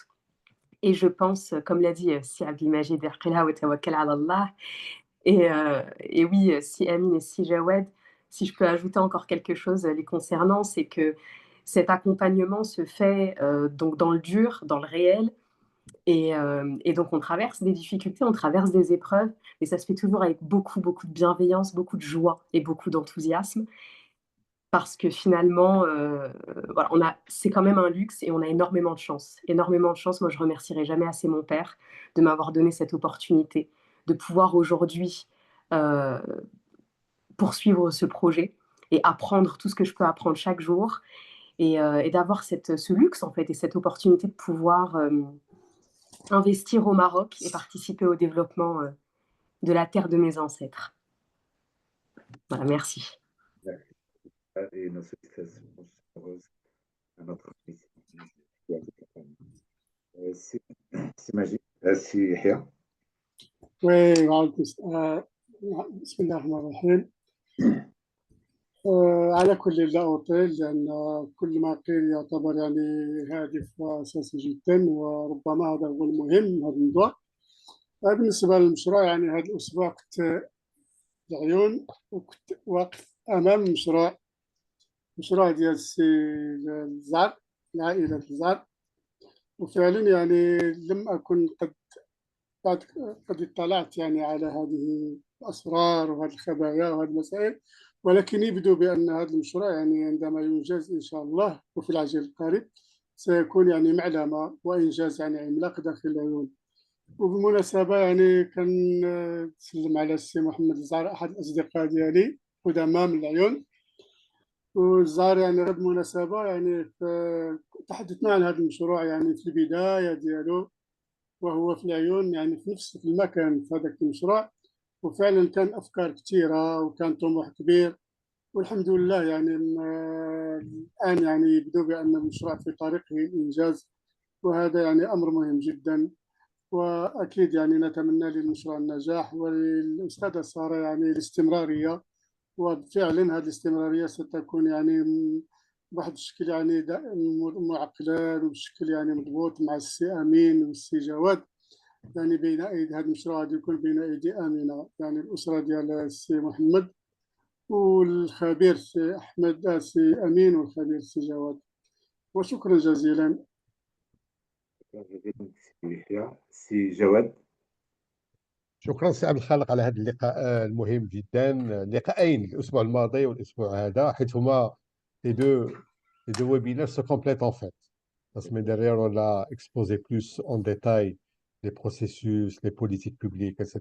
Et cette semaine, donc on a détaillé un petit peu le parcours d'accompagnement et le cabinet MDM Network Invest. D'abord, la question de l'accompagnement, il est important parce que je peux vous dire une chose, parce que j'ai posé la question cette semaine, le premier cabinet d'accompagnement de l'investissement des MRE au Maroc, cabinet privé. Donc c'est le premier. Donc il n'existe pas au Maroc. Donc je suis très heureux et honoré avec mon ami Amine qu'on puisse lancer ce premier cabinet. Et comme j'ai dit dans mon intervention tout à l'heure, il y a l'État qui met en place les politiques publiques, mais il y a le secteur privé et les organisations non gouvernementales qui sont là, qui doivent aussi apporter leur soutien au processus d'investissement au Maroc d'une manière générale. Parce que quand on parle un peu des contraintes qui existent sur le terrain, c'est vrai que l'État ne peut pas faire tout. L'État fait beaucoup de choses, il fait beaucoup de politique, il fait beaucoup de facilitation, mais aussi au secteur privé, à la société civile, de s'impliquer plus énergiquement dans le cadre de l'accompagnement avec des expertises pointues et ciblées. Et c'est ça qu'on essaie de faire maintenant pour accompagner les projets d'investissement. Et je suis certain que les Marocains du monde s'intéressent beaucoup à l'investissement au Maroc. Il envoie beaucoup d'argent, beaucoup de transferts financiers ici au Maroc. Pour transformer cette manne financière en investissement productif, il faut de la confiance, comme j'ai dit tout à l'heure. Et maintenant, on est là pour accompagner les porteurs de projets. Notre plateforme est déjà opérationnelle. Donc, chaque porteur de projet peut déjà s'identifier dans la plateforme et on est à l'écoute. On a une équipe professionnelle, bien sûr, qui veut répondre. Et puis, le contact se fait rapidement au début pour d'abord discuter de l'idée, discuter du projet, pour essayer d'aller plus en avant pour le projet. Voilà, ça c'est l'explication d'aujourd'hui, mais je pense qu'il est essentiel également dans les prochaines semaines qu'on puisse organiser des webinaires thématiques sur parce on n'avait pas le temps pour rentrer en détail sur les secteurs porteurs, sur les modes d'investissement qui existent, etc. Mais on peut organiser des thématiques sur ces sujets pour qu'on puisse donner plus d'informations aux Marocains du monde qui veulent investir au Maroc. Et merci. Merci à toi, c'est Jawad. Et d'ailleurs, voilà, il y a des amis, il y a beaucoup de personnes qui sont connectées, qui sont parties. Et là, il y avait dans le finance, il y avait de l'high-tech, de l'intelligence artificielle, il y avait dans l'éducation, et pas que et du monde entier. Donc, comme on avait dit, Inch'Allah, ça va être les prochains webinaires, ça va être sectoriel, et on choisira des thématiques pour être plus précis et répondre aussi aux questionnements des gens. Amine, تفضل. Shukran. Bon, merci beaucoup pour l'organisation, Saad Khalq, encore une fois, de ces deux sessions de webinaire. qui aussi démontre qu'aujourd'hui la technologie permet de casser les distances. Et donc il y a certaines formes d'investissement, certains modèles économiques qui désormais sont possibles et qui ne nécessitent pas forcément de quitter peut-être le pays d'accueil, qui permettent de superviser un investissement en ayant confié sa gestion, etc. Moi, j'aimerais évoquer deux aspects au niveau du cabinet, au niveau de son architecture organisationnelle. Nous aurons, Jawad est en train d'y travailler activement, des correspondants pays au sein du monde qui vont un peu faire le relais entre le cabinet et ces pays-là, et en même temps qui auront, pour certains, un certain nombre d'expertises à mobiliser parce que nous comptons solliciter certaines compétences, certes au Maroc, local, université, etc., dans le cadre de projets innovants, mais aussi solliciter certaines compétences MDM.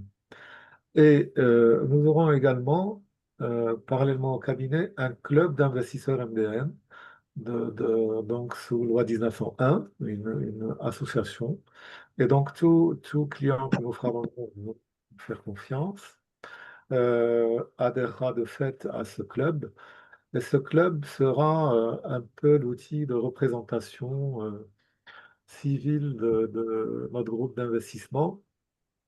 Il permettra justement d'agir auprès d'institutions, de territoires, pour pouvoir aussi contribuer, comme disait Jawad tout à l'heure, à des réflexions réformatrices de cet axe d'investissement capital pour le présent et l'avenir de notre pays.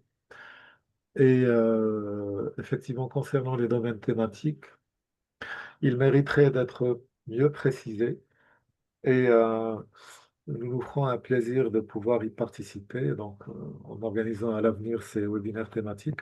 Mais sachez aussi qu'au niveau du cabinet, nous comptons envisager certains investissements groupés, c'est-à-dire on explicitera les différentes opportunités dans différents secteurs, dans l'immobilier, le tourisme, l'agriculture, etc., avec, en mettant en exergue les aides des territoires et leurs encouragements.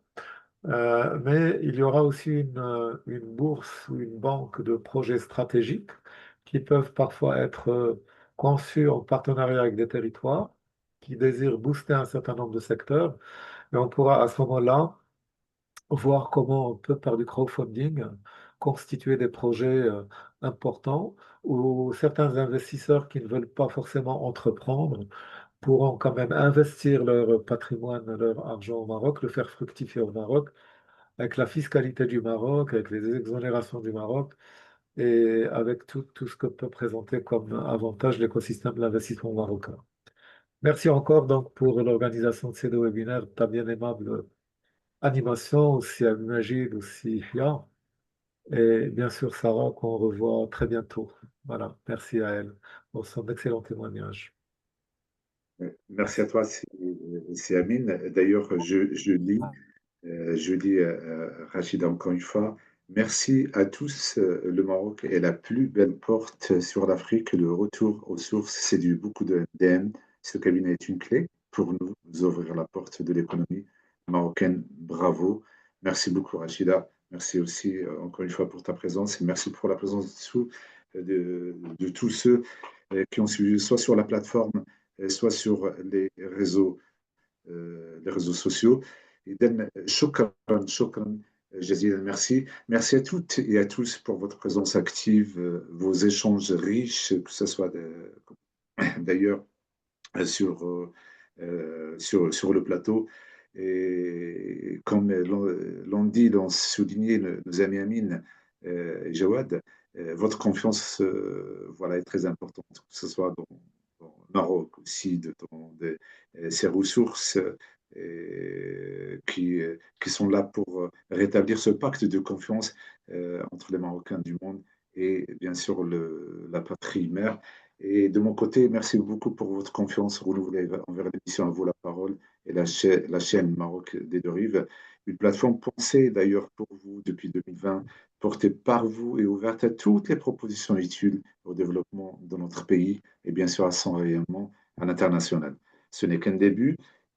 bien sûr, continuons à bâtir ensemble avec clarté, confiance, engagement.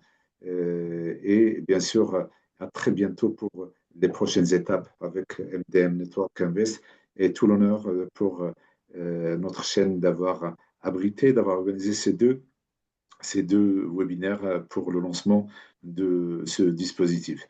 Donc, si vous avez encore des questions, des projets à partager ou des envies de collaboration, n'hésitez pas à utiliser la plateforme Marocain du Monde Network Invest. On vous a laissé, bien sûr, le site, que ce soit sur Zoom, je l'ai mis aussi sur les réseaux sociaux. Euh, Bien sûr, à nous écrire via nos réseaux sociaux, à écrire directement, bien sûr, à la plateforme. Je pense l'échange continue au-delà de ce webinaire. Vos retours, vos idées, vos propositions sont les bienvenus parce que ce projet est aussi le vôtre à tous les Marocains.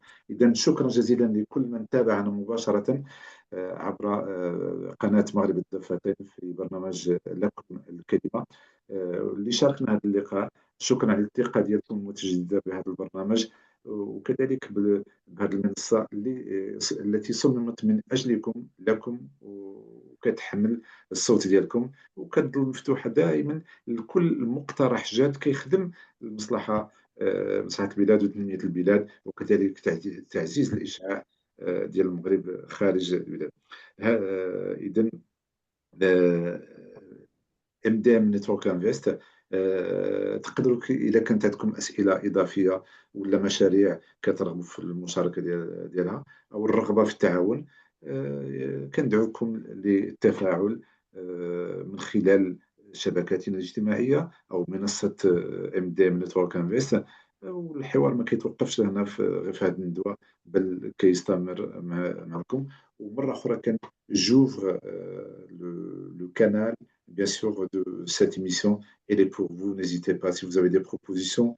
Bien sûr, nos amis ont parlé de plusieurs thématiques. À la continuité, bien sûr, de ces deux webinaires, avec grand plaisir. N'hésitez pas. شكرا جزيلا وأمسية سعيدة. شكرا على الحضور ديالكم والثقة دائما. Merci beaucoup. السلام، شكرا. السلام عليكم، مع السلامة. ليلة سعيدة. ليلة سعيدة. week-end à toutes et à tous. ليلة سعيدة. Merci وعليكم. infiniment. مع السلامة، ليلة سعيدة.